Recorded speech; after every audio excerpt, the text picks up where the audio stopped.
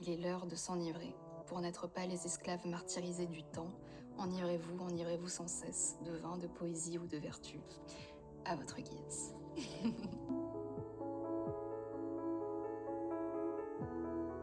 Je suis une lectrice curieuse, mais assez bordélique. Parce qu'il y a plein de livres qui s'empilent chez moi dans ma chambre et j'ai du mal souvent à décider ce par quoi je vais commencer. Donc je peux en ouvrir un pour au final en attaquer un autre, pour finalement n'en lire aucun. Donc je suis assez indécise, je dirais.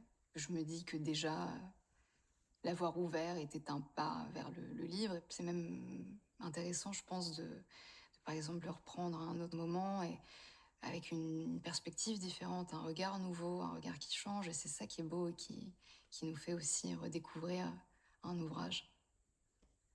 Mais je dirais que le premier livre qui m'a marqué et choqué, c'est J'irai cracher sur vos tombes de Boris Vian. Je me souviens que ça a été une lecture dérangeante, mais que j'ai aimé ça, parce que c'était la première fois qu'un livre me provoquait des émotions qui me faisaient par exemple parfois refermer le livre tellement elles étaient fortes, et j'ai aimé être bousculée, que ça me remue, que ça me prenne aux tripes. J'avais travaillé avec un réalisateur une fois, Martin Provost, qui me parlait de Francis Bacon. Et il m'a dit, c'est bien parfois de te heurter à des artistes qui te dérangent pour aussi aiguiser ton goût et comprendre ce que t'aimes et ce qui peut t'irriter, t'agacer, mais qui aussi t'attire.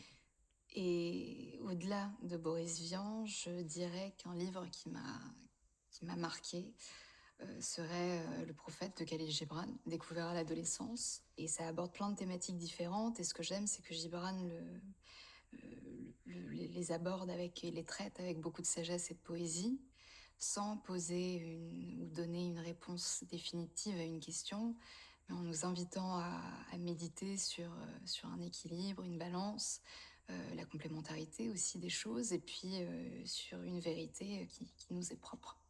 Sinon, j'ai particulièrement envie de parler de L'être un jeune poète de Rainer Maria Rilke que j'ai lu pareil il y a quelques années et dont je garde beaucoup de choses parce que c'est vraiment une invitation à plonger en soi. C'est une grande leçon de vie, d'humilité, de patience, de tolérance. Et je dirais que c'est aussi un livre qui t'invite à embrasser la solitude et à en faire une force et un puits d'où jaillit la création selon lui. Et moi qui aime beaucoup Marilyn Monroe, je pense à une citation d'elle qui dit donc une carrière est née en public, le talent est né en privé. Et j'ai l'impression que ce livre vient appuyer ça, cette idée de se faire face, d'être seul avec soi-même, pour se découvrir et de découvrir la liberté de s'inventer soi-même et ainsi, enfin par la suite, d'inventer le monde. Je crois que j'aurais vraiment aimé écrire Les Nuits blanches de Dostoïevski, parce que c'est l'une des histoires d'amour les plus dévastatrices que j'ai lues de ma vie. Qu'en plus, j'aime qu'il soit un de ses livres courts, donc c'est bien pour s'initier à Dostoïevski avant d'attaquer les grands chefs-d'œuvre que monsieur a écrits. Et puis non, ce que ça dit sur le poids du sacrifice, comment on arrive à renoncer à son bonheur, à ses désirs pour favoriser le bonheur de l'autre qu'on n'a pas su combler soi-même. Et je trouve que c'est beau et c'est terriblement triste parce que ça parle surtout d'un amour non réciproque.